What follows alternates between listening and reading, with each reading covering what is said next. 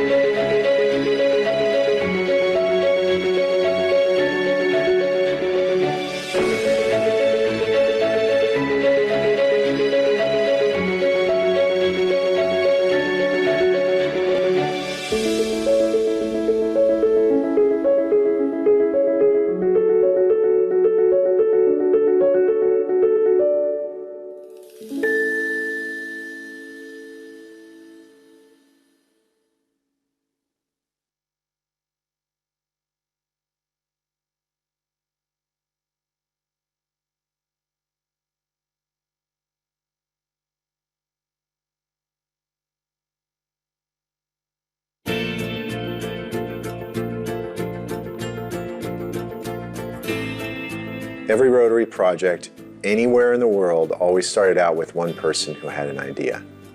And then they were able to grow and develop that idea by getting other Rotarians engaged and using that powerful network of Rotary to really change the world. I want to make a difference, and I see Rotary as being the best vehicle worldwide to be able to make a difference to the community as a citizen of the world. It's always a blessing to give back what you have received. Rotary is just a sweet place to be. The fellowship, the ability to serve.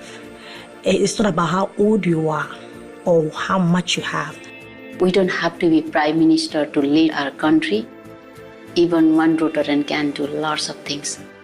People want to feel involved, and that's how they feel that they're actually contributing and giving something back to the society.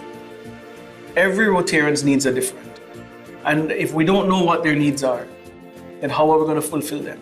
Right after someone gets in Rotary, you have to start fostering the opportunity for them to take a leadership role, whether they choose to or whether the club chooses them to. You know, leader is a role model of everybody. If you've got the heart, you're going to take your club forward in some fashion. And that's what it's really all about, all of us working together. Teaching, leading, and then transferring the responsibility of what we're doing to them. The rewards are huge. The satisfaction's enormous. You know, I'm very proud to be a Rotarian.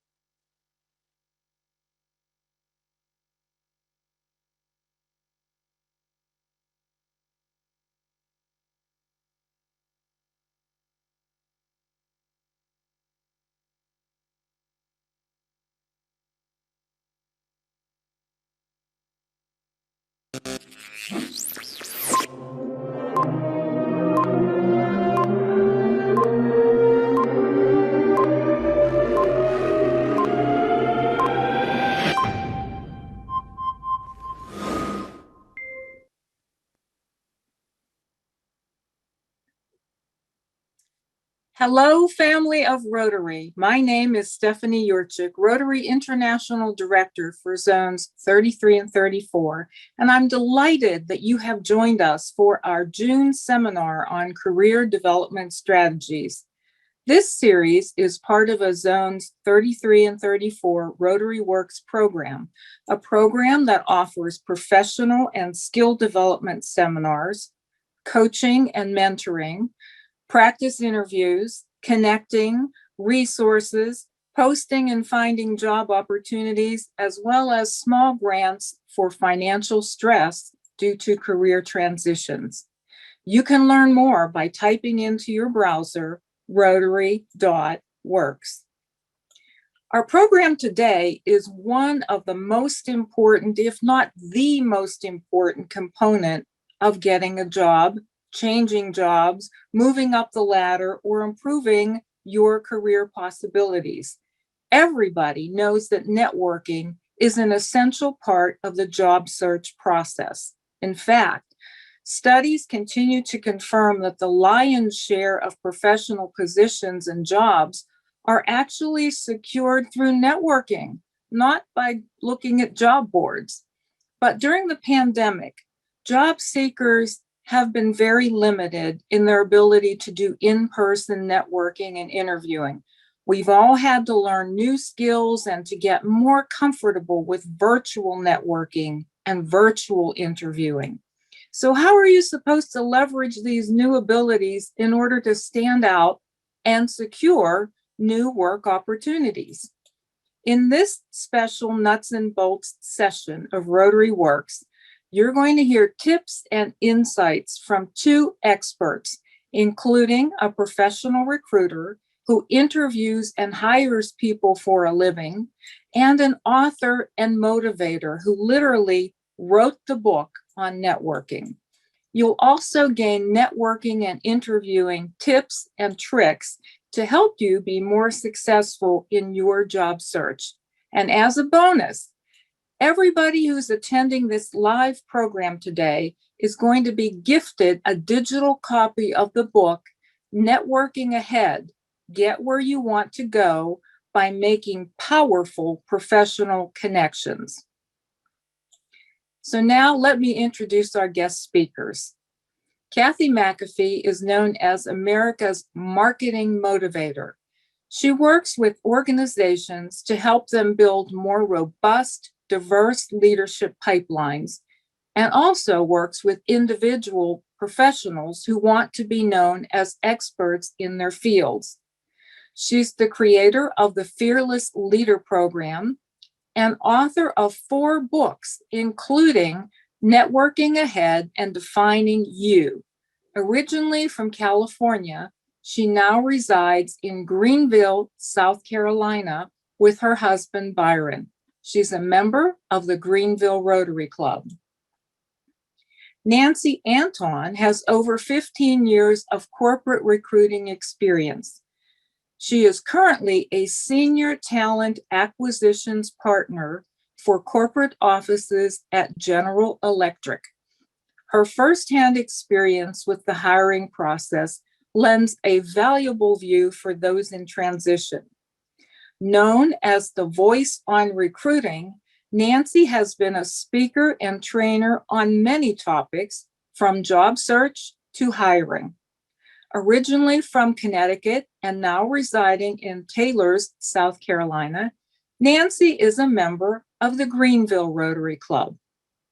So to begin our program, Kathy, let's start with you and your perspective on networking.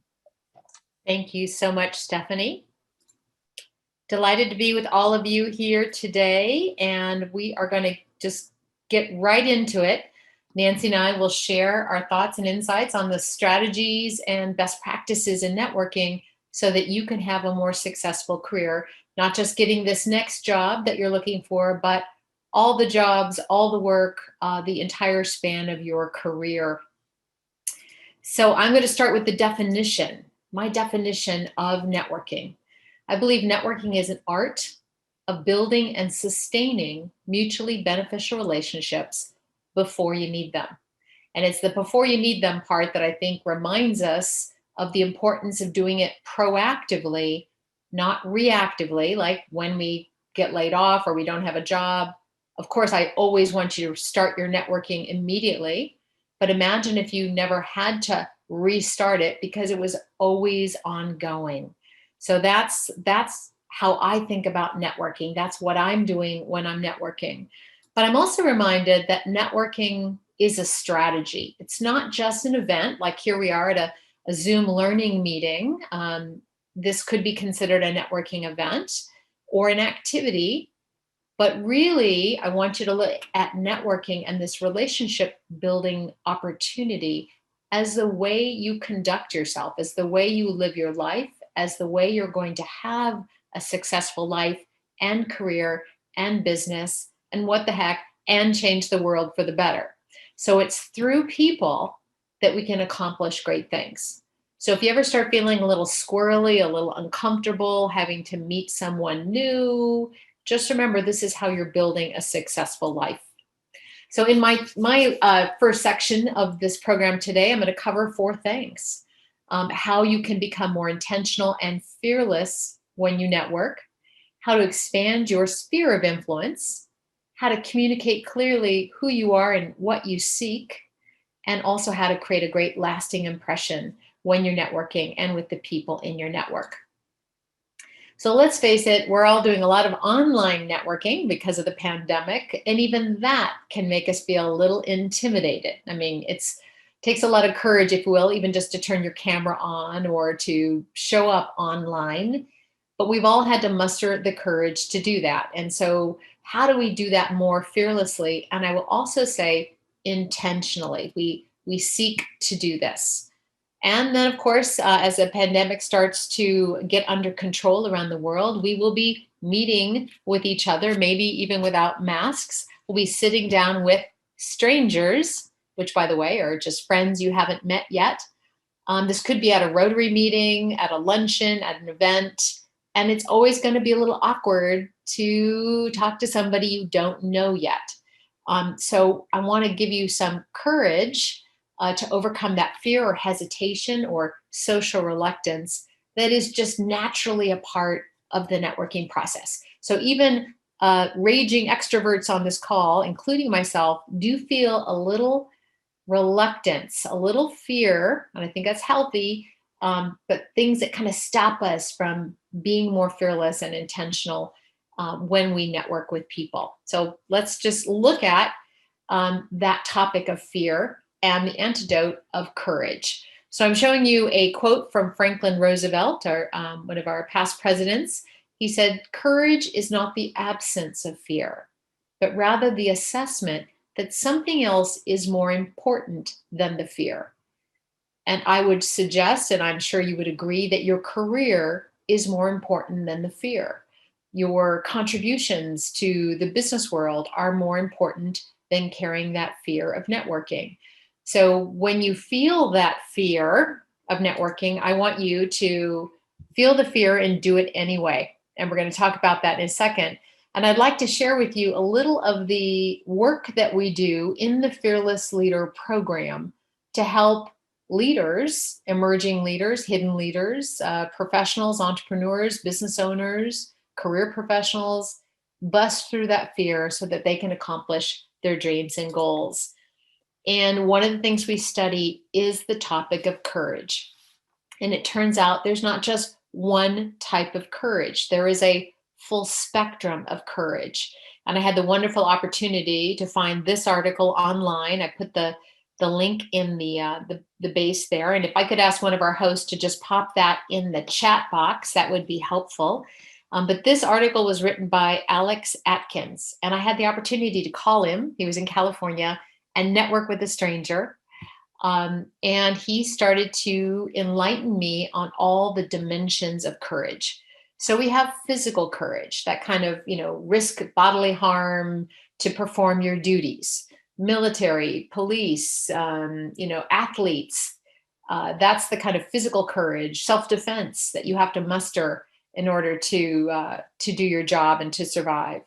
But there's also social courage. And we're going to talk a little bit more about what that is. And I'm going to suggest to you that that's the one that we have to actually build up a muscle with when we network.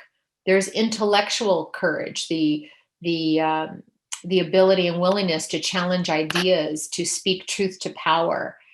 There's moral courage, doing the right thing, even when no one's looking, being ethical.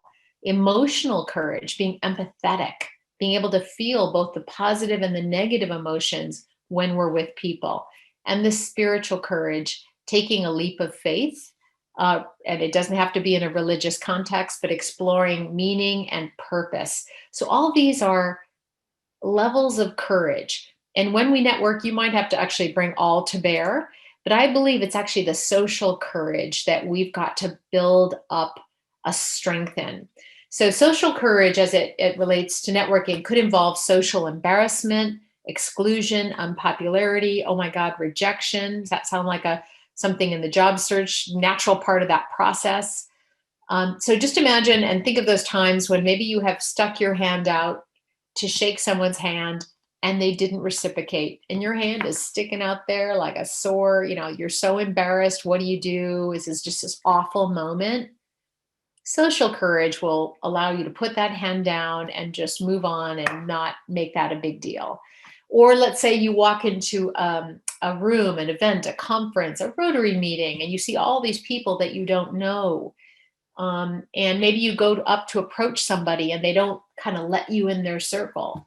That feeling of exclusion can bring up a lot of fear and anxiety and prevent us even from walking up to those people.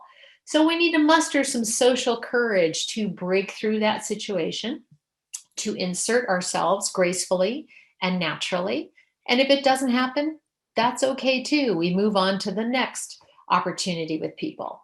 So social courage, I think, is the one that I would like you to be on the lookout for and to call it up within yourself. Because when you do that, you can network more fearlessly. And then you too can adopt the mantra of feeling the fear and doing it anyway, and network, network, network, online, in person. And we're going to talk more about where and when you can do that. All right, we're going to move on to our next learning goal, which is how do you expand your sphere of influence? Because that's what networking allows you to do. It allows you to grow a network and have more influence in the world. And that's important, that influence and also that sphere, and that it is built intentionally because it will help you advance your career. And in particular, the diversity of your professional network matters. And I'm quoting from Dr. Williams, who studies career development and networking and personal branding. And in one of his articles, he talked about the diversity of your professional network matters just as much as your own performance in influencing your ability to move up or across the organization. So let's just kind of cast our mind into the future. When you land that great new job, you're so excited, you're starting in that organization, you need to now build a diverse network in that new organization, even outside that organization. So you can't just stay working with the small group of people or even the division or the office or the location. You've got to expand your network across organizations, because that will help you in the future if you need to move to a new division, if you need visibility of someone to put you on a task force. And I can think of several lessons in my career where the lack of that diverse across enterprise network cost me a job. So I'm much more mindful of having many threads and diverse threads across that landscape, including the organization. So I do want you to intentionally build a diverse network. Don't find yourself and keep yourself surrounded by people who look and think just like you, whether they're in the same industry, They're the same gender, they're the same age, the same race, they're from the same town, they speak the same language. You want to build in diversity, cross-generational diversity, cross-race experience, industry expertise, countries. And fortunately, for those of you on the phone who are Rotarians or are thinking of becoming Rotarians, you have the opportunity to build a global network. And Rotary is a global, large network filled with dynamic, action-oriented, service-oriented people all around the world. And I believe one of those videos said 162 countries, or 169, I think it was. So imagine the opportunity that's before you because you have a common interest, a common experience. You are a Rotarian, they are a Rotarian. There is reason to reach out to them, and they are more likely to accept you because you have this shared experience. So I invite you to look not just at your own industry or market or community, but to look at the world as your oyster, the world as the potential place where you're going to build your network and increase your influence. And when that happens, we all have to have these beginnings with people, and it means we have to talk about ourselves. And so that brings up the third learning goal, which is how do you clearly communicate who you are, what you do, and what you're looking for. And so this question, you've heard it about 1,000 times, whether it's in a job interview or in a networking context. Tell me about yourself. And few of us have actually thought about how we're going to answer that question authentically, strategically, naturally. It's kind of a moment that creates a little fear, right? Or maybe you might think, well, do they want to hear my whole story? And believe me, I have actually given a 45-minute answer all about Kathy, which was a really good learning experience for me because that's not what they want to know. And it's not even what I want to tell them. So don't give people your whole life story, but imagine if you could actually tell them how you want to be perceived and what you are seeking. So kind of a present and future oriented version of yourself versus that historical side of everything you've done. That's can be some of the boring stuff. So I want to talk to you now about the opportunity to introduce yourself more strategically, to position yourself more strategically. And that is all about and starts with defining you. It is really your personal brand. It's your value proposition, all these phrases you may have heard. And now I'm going to pull from the work of my other book called Defining You, which was co-authored by these two fabulous thought leaders, Henry DeVries and Marc LeBlanc. They are key members of my network, and we have actually worked together to produce this wonderful piece called Defining You.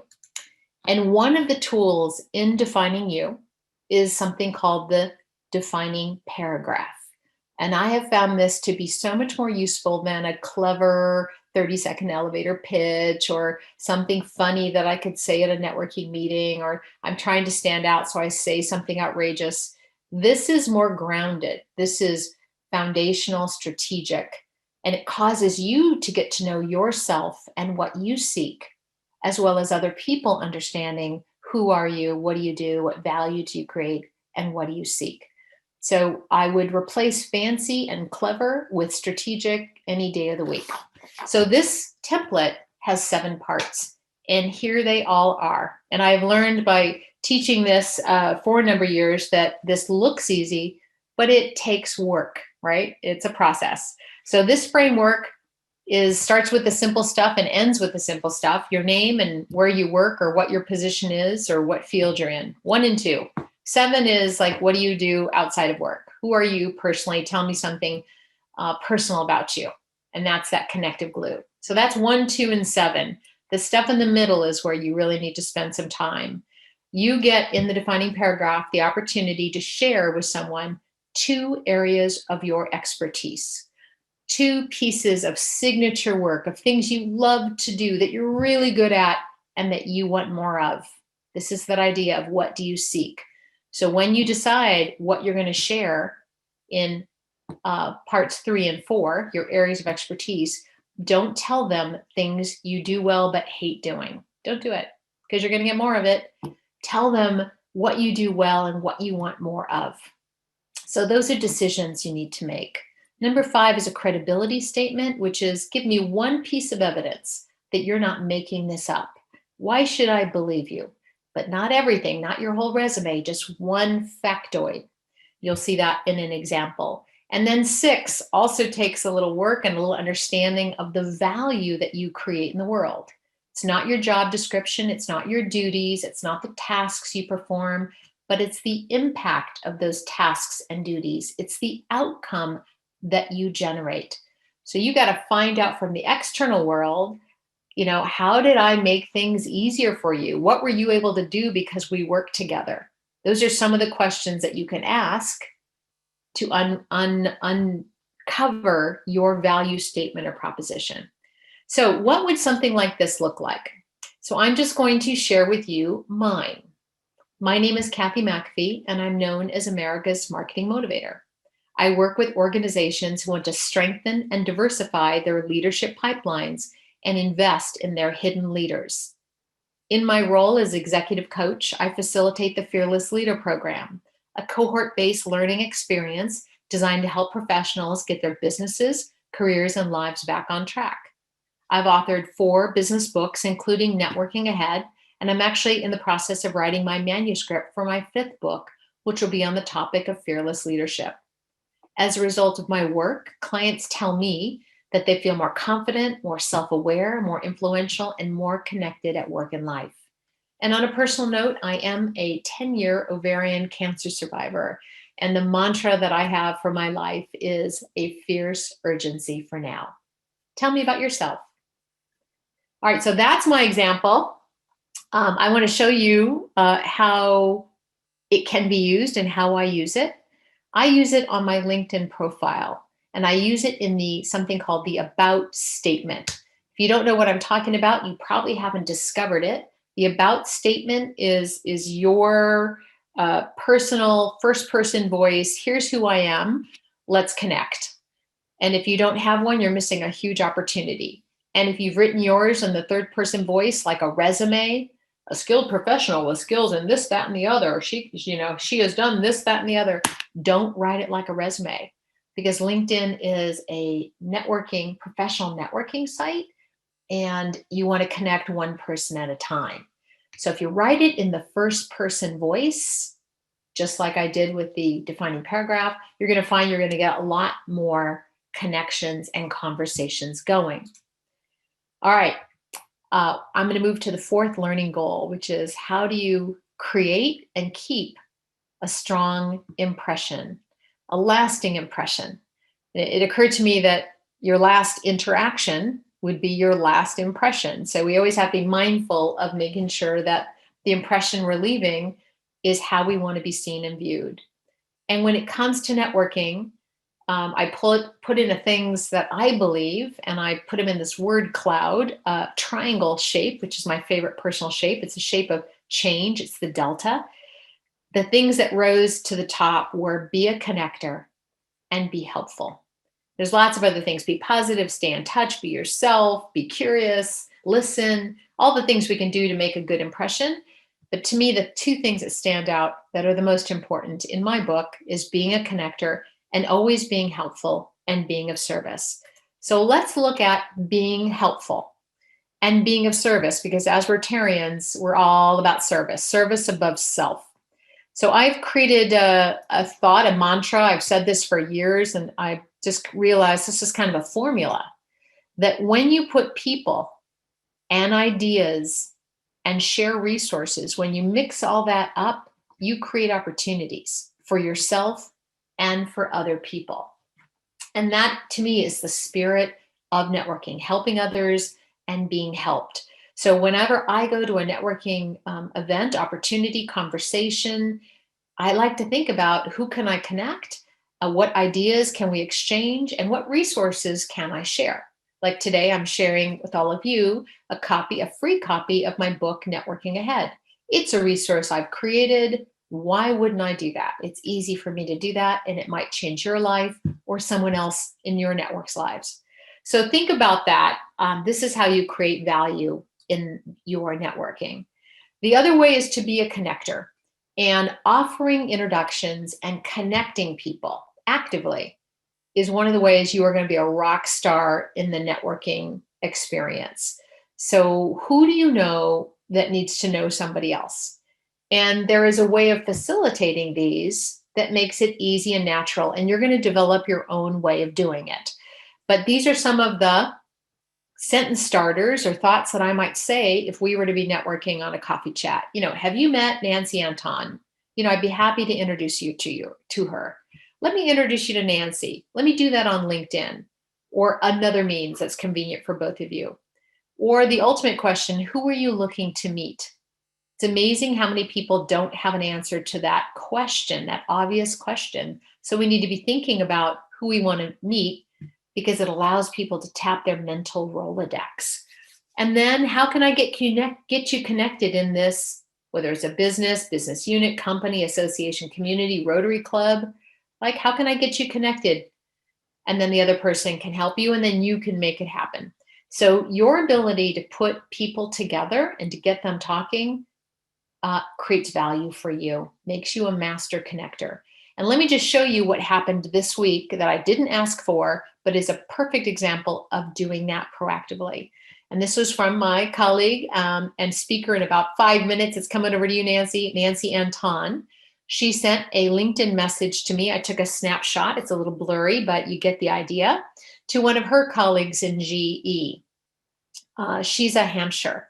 And she says, hey, she's and Kathy. Kathy is very active in the Hispanic community and is all around a great networking contact. A dear friend of mine too. She's and I work together here at GE. She's in Boston, and she's looking for more ways to work in the Hispanic community. You may enjoy knowing each other. Please connect if you like.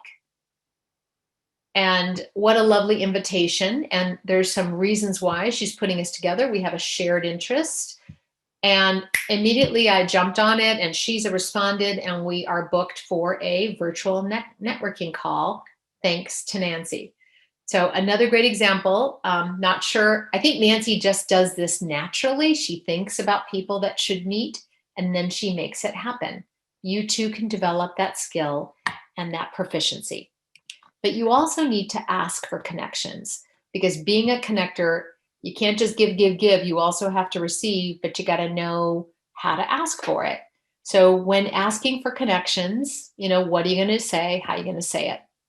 And I want to go to point 3 on this slide, because this is the most crucial one. Who in your network should I speak with next? This is an idea that after every networking interaction, you've met someone, you've had a conversation, you've built rapport. You don't leave it just there, that person has a network that they could then extend to you. They could loan you their social capital, and you could loan them your social capital. So we want to ask for it, at least ask the question, because some people like Nancy will automatically think of it. You don't even have to ask, but others just don't have that way of working in their brain. So we want to prompt it. Or let's move up to number 2 on this slide. You start that great job, you're getting underway. And in addition to finding where the bathroom is, you need to know who you need to know. So you might ask your manager or your peer, who are the 5 people in this division that I need to know to be successful in this work? Can you introduce me? So who and how? All right. Or maybe you know who you're trying to reach. You know a specific person's name. I'm trying to connect with Stephanie. She runs the Rotary Works. Do you know Stephanie, or do you know someone who knows Stephanie, and could you introduce me? Because I think I'd like to be a speaker.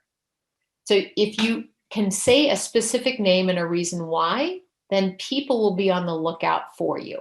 So these are some of the ways that I have been able to muster the courage and to calmly and confidently ask for connections and to allow people to help me. All right. Speaking of helping people, the next step before I turn this over to Nancy is I want you to read the book. It's gifted to you. It's in PDF reader format. There's lots of practical, tactical things. Find the chapter that interests you, read it, and put something into action. So that is my gift and my ask of you. And now I will turn it over not only to my colleague, but to my friend, who, by the way, I met in networking through somebody else. Nancy Anton, recruiter, staffing professional. I've seen her in action. I've seen her coach other people. She's extraordinary. She is the voice on recruiting. She's also an artist, and she's just moved to my town. So how lucky am I?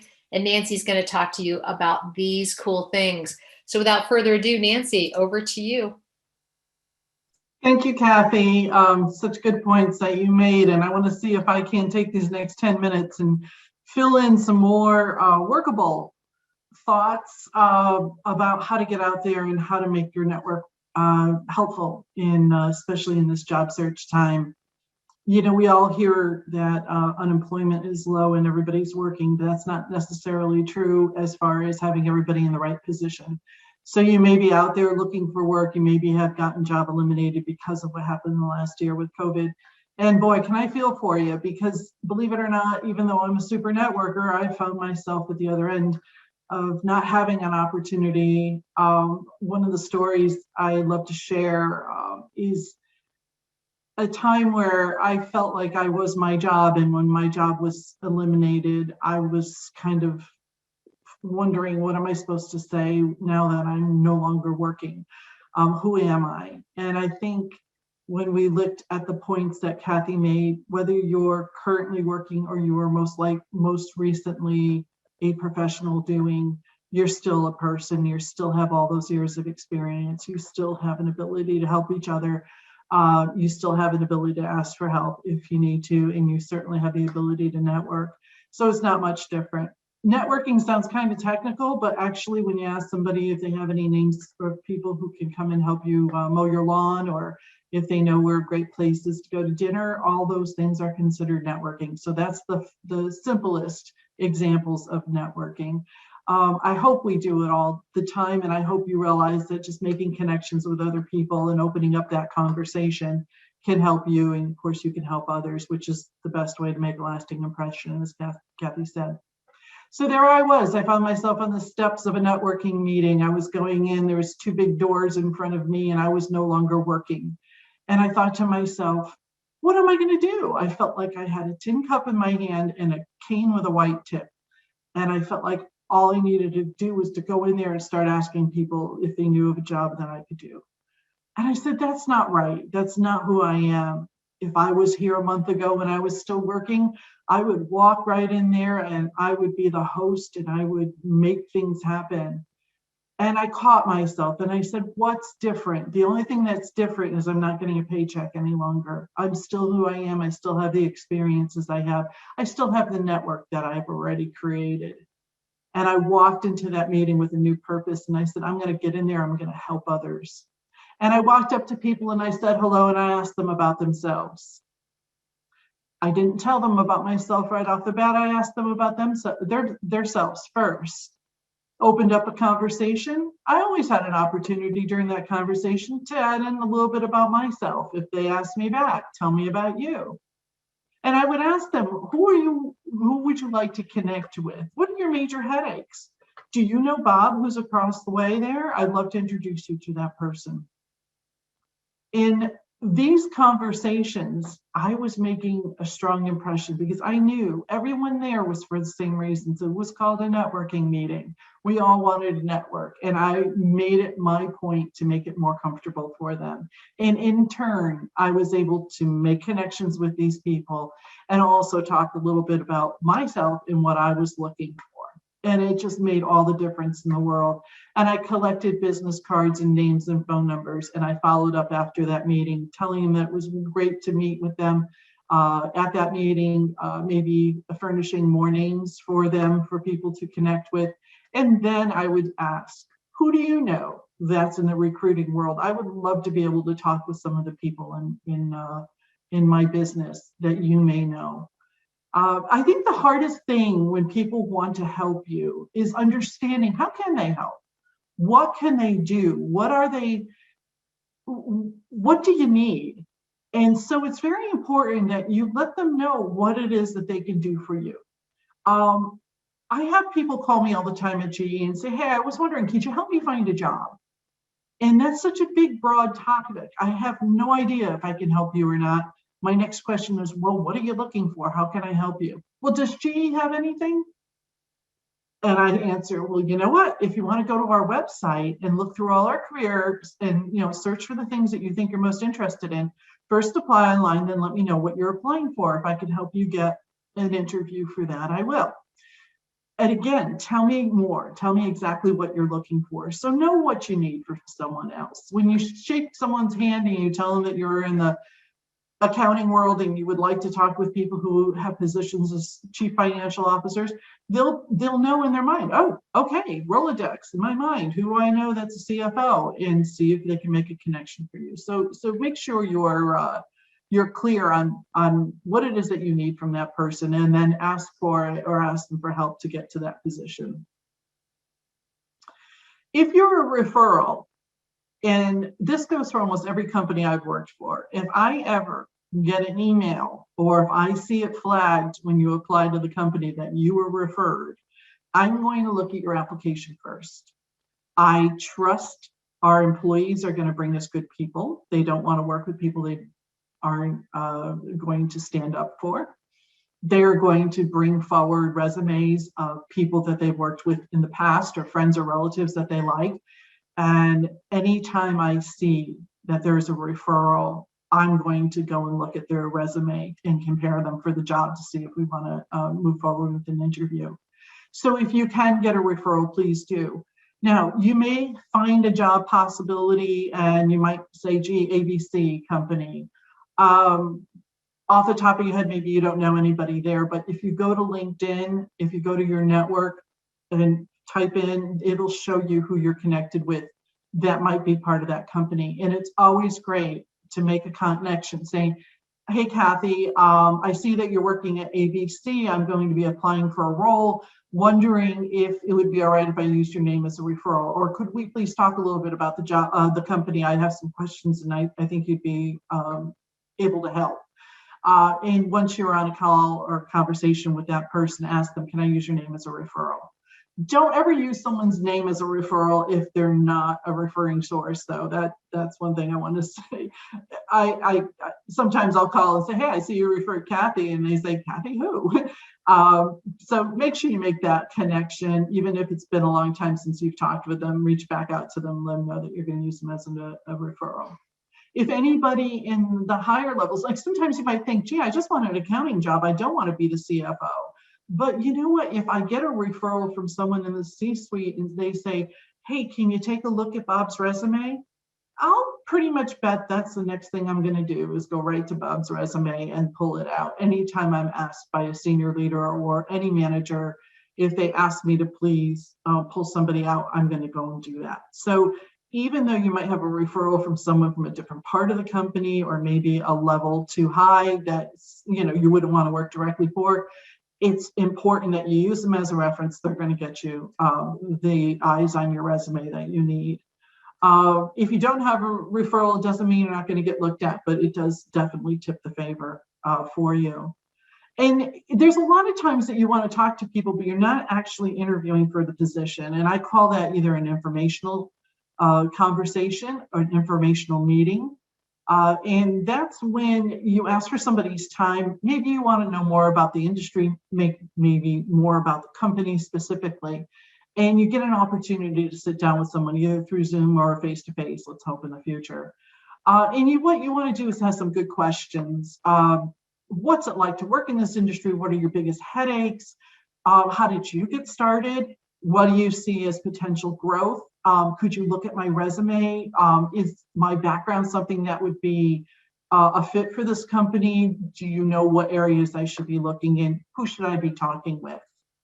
I love wrapping up an informational meeting by offering help. Kathy touched on that before, and I think it's so key.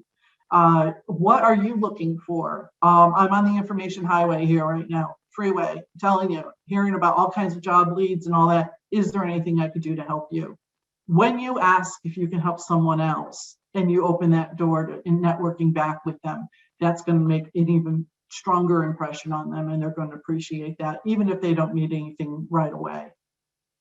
And then do your homework. Please do your homework. When you have the opportunity to talk with a company, make sure you save the job description so that you can go back and read through it before your first phone call. I think sometimes people feel like, oh, I interviewed with so many, or I've sent my application out to so many companies.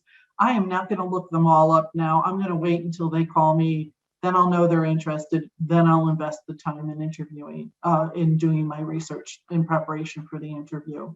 And that's understandable because a lot of times we do apply for things and we never hear back. But in the case that when you do have a call, a first round interview, go do your homework. It can be as simple as just Googling the company and reading the latest investment news, reading less articles on there, looking at their financials, even going onto Google and seeing who else works there, what kind of background do they have.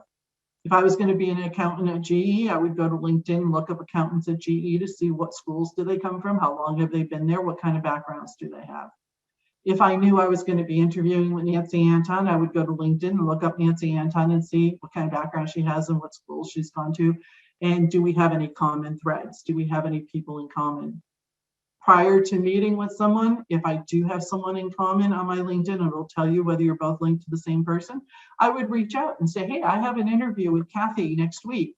What can you tell me about Kathy? It's so much more helpful to gain that information, to understand the company, and it'll help you ask better questions. I remember once I did my homework and I looked at this person that I was interviewing with, and he had been prior with Cisco. And Cisco had their stock fell 2 years prior, and it just really bottomed out. And he was in the finance team at that time. And I remember, even though we weren't interviewing at Cisco, we were interviewing at the next company he was with. I said, yeah, could you explain to me what happened to my stock? And we laughed, and it was an icebreaker. And he knew right then and there that I did my homework. And just with one question, he knew I knew his background, and he knew that I was going to dig in and get the information. So I would be like that on the job. And that's something that's really important.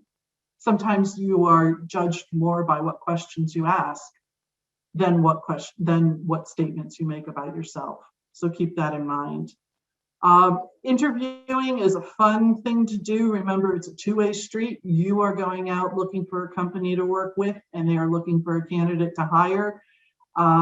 Hopefully you can have some good times with it, make it a lot easier with you by tapping into your network and getting a lot of that gray colored up before you walk in, so you know that more about the company, more about the people there, and that will make you a whole lot more comfortable. And so now we have time for questions and answers. So Stephanie, I think I'm going to put it back to you and see if we have anything coming yet. Yes, we certainly do. The first question is for Kathy. Kathy, how did you become known as America's marketing motivator? That's a long story, but in essence, my first client gave me feedback when I had the guts to ask her, what value did I create for you when you hired me to do this project? So that, again, I was trying to uncover number 6 in my defining paragraph, my value statement. So what impact do I make?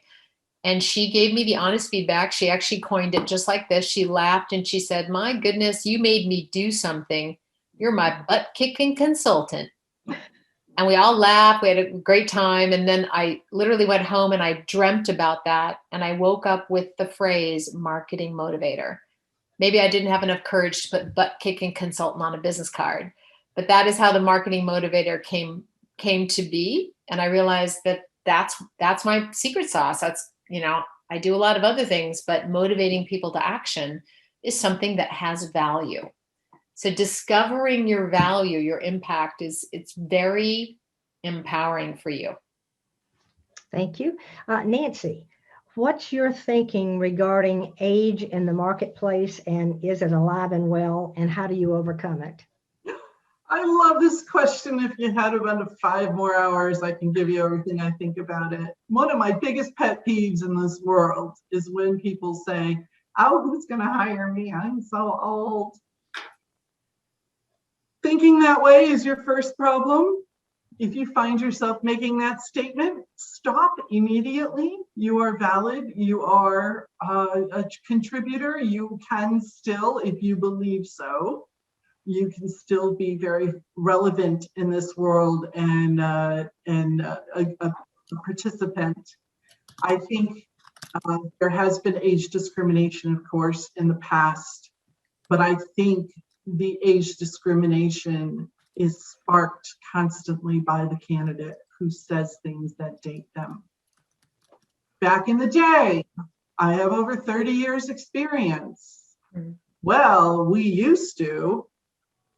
There are so many pitfalls that people step in that open the door to say, and it's a statement, keep looking, I'm not your person. I'm too old, I did it already, I want to rest on my laurels. I want a company that I could just stay with till I retire.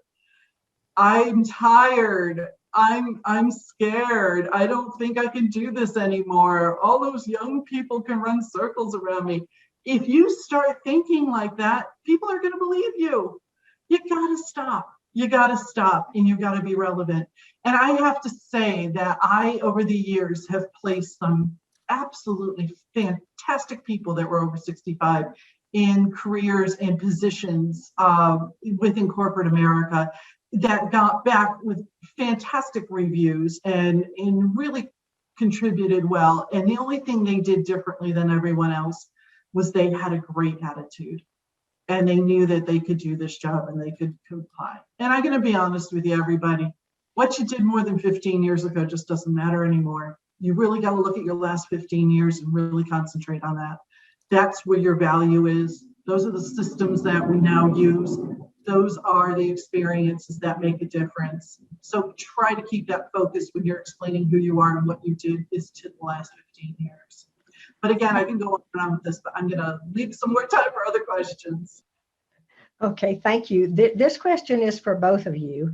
We'll start with you, Kathy, please. What is the best practice for keeping in touch with the network that you have built? What does that look like so you don't lose those connections? Excellent question. Something we should all be thinking about. The onus of follow-up and staying in touch is ours. And you can distinguish yourself by being a master of follow-up. So you just have to build, again, that skill set and that process. So you have to design that process because if people never hear from you unless you need them, they start to think that you're a taker. So I have both active and passive ways of following up. I will pick up the phone. I will send LinkedIn messages. I will have lunch or coffee with someone. Of course, that takes more time. So I have to save that for people who perhaps I do want to invest in. I do newsletters. I do postings. I share resources. I put people. So there's tons of ways that we can stay in touch. But they've got to hear from you more than once a year. So like a Christmas, Hanukkah card once a year, it's not enough. It's not enough for the people that matter. And I would also say for job seekers, if there's someone in your job search that's been really helpful, when you land, reach out and tell them that you landed. Thank them, even if it was just, it wasn't a direct impact on your success job search. Thank them for their part and their contribution to your learning and transition. And then periodically give them an update when you've been promoted or when they've been promoted, reach out and congratulate them. So the follow-up is, we could have a whole program, Terry Weaver, on follow-up. It is critical and not many people do it well. Nancy, how about you? Yes, I'm on mute. I wanted to break in on this one, even though I'm supposed to answer the question. I'm going to tell you what just happened. I live in a new development and they are now pouring a foundation across the street from me. They didn't check with me first to find out that I was going to be on a call. And this might happen to you when you're interviewing. And I don't know if any of you noticed what I did is quickly slipped my headset on instead of being on speakerphone, hoping to reduce the noise. Keep my sense of humor about me and say, you know what? things happen sometimes and you just got to roll with it. So please don't let things like this crush you. Please make sure that you can just switch to plan B and explain what happened and keep moving. But it's your responsibility to keep your network alive. And the best way I do it is by helping others. If I see an article, I'm going to post it or send it to somebody that hey, I'm thinking of you, Kathy. You might see this article. I was thinking of you. On LinkedIn, you can easily say congratulations or happy anniversary to people who have passed milestones in their companies. Just stay in touch. Don't go to people just because you need them. Go to people because you want to be a give and take. I would also just add one other thing is that if you can help people at critical times in their life or help people's family members, children get into college, find their job, mentor, they will never forget you. Like I will never forget Judy Rosenthal, who found me my oncologist when I was going through ovarian cancer. And she knocked on my door, brought me flowers and white bean soup, but mostly she said, I can connect you to this incredible oncologist and she'll take care of everything. And she made it happen. Judy probably never has to call me again. I will always love her and do something. So, sometimes you do it naturally. It's the easy things that are so meaningful to people. One other point, if you look behind me, I have a big bookshelf. You might have one too. Sometimes I think I'm a bookkeeper. I buy them and then put them on my shelf. I don't actually read them. I just put them on my shelf. If you take out one of those books that maybe you started or you liked or you've read 1,000 times, you send it to somebody else because it's a good resource. Two good things happen. They get a gift in the mail. They get something that might change their lives. They know you're thinking about them. USPS gets a little extra revenue and you clear out your bookshelf. So back to Nancy's point, there are so many different creative ways that you can be helpful and a resource for somebody and remind them that you are thinking about them. Thank you. Nancy, would you please again explain the difference between informational conversations and informational meetings? Okay. And there's another one called informational interviews. So let's go over them quickly. An informational meeting is one that when you've asked somebody to meet with you, talk with you, whether it's a phone call or face-to-face, and you're gathering information in a broad sense about the company, about the industry, about a specific department or cause that the company is working towards, where you're gathering information, but you're not being evaluated specifically for an opportunity. Informational meetings can lead to informational interviews. They, as an example, you may go in, let's say that that IBM is going to hire an accountant and you have a contact in IBM, then you ask for an informational meeting to say, I'm sure if I'm going to apply for this role or not. And I would love to talk with you more about the company and what is expected so that I can make a good decision on whether I should apply. And that's more of an informational meeting. I call an informational interview. And we've had this problem, not this problem, but the situation recently in our home. One of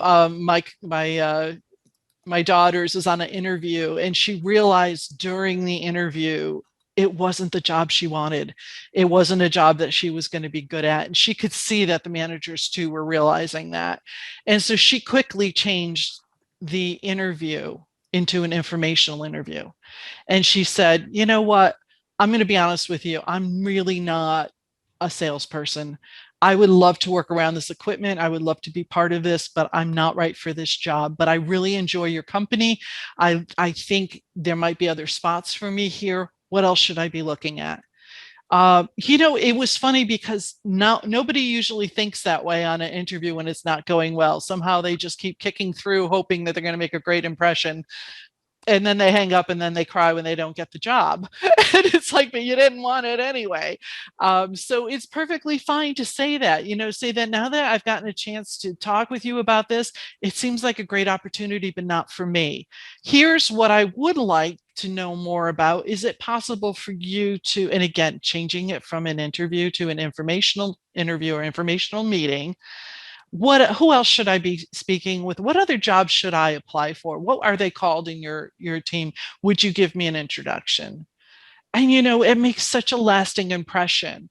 First, because you just took that person off the hook. Now they don't have to reject you. You've already agreed that it's not right for that role. And secondly, they're impressed that you have the wherewithal to say, you know, there are things I'm good at, and there's things that I'm not, there's things that I'm interested in, things that I'm not.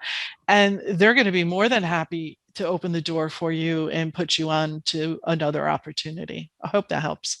Yes, thank you very much. Well done, ladies. It was an excellent, as always, we have more questions than we have time for. Thank you so much. It was a great, great session. And I'll turn it back over to Stephanie. Thanks, Claudia, and happy birthday, by the way. And thank you, Kathy and Nancy, for an outstanding presentation. So practical and so useful. I believe that everybody on the call is going to take away more than one golden nugget to help with your networking efforts. Kathy and Nancy have graciously allowed us to share their contact information. Please feel free to reach out to them. Both of them would be great additions to your sphere of influence. So take a look and make note of their contact information. I also want to thank our behind-the-scenes tech support who make the magic happen. Today, that was Terry Weaver from District 7750 and Claudia Myrtle from District 6900. I want to remind you all that Rotary Works career coaching is available to any Rotarian or Rotaractor who would like more individualized mentoring. If you think having a one-on-one coach would be helpful with your career transition, or if you would like to volunteer to become a coach, visit Rotary.works and look for the links in the right-hand column. Our Rotary Works Impact Fund is designed to support Rotarians and Rotaractors with a small grant that can help ease concerns during unanticipated career transitions. Any amount is appreciated, and if you would like to donate, please reach out to me. And finally, you're invited to get involved in our initiative. If you're interested, feel free to reach out to me or any member of our Rotary Works team. We're taking a break for the summer. Look for more Rotary Works programs in the fall. In the meantime, you can visit Rotary.works and review any of the 7 programs we've offered since December. Share them with your club and fellow Rotarians, or use them as a club program. The ideas, the tips, the techniques that have been shared by our experts over the past few months are invaluable and designed to help you prepare for a better, more challenging, and fulfilling career. Thank you again for joining us today. Have a wonderful summer, and we look forward to seeing you in the fall.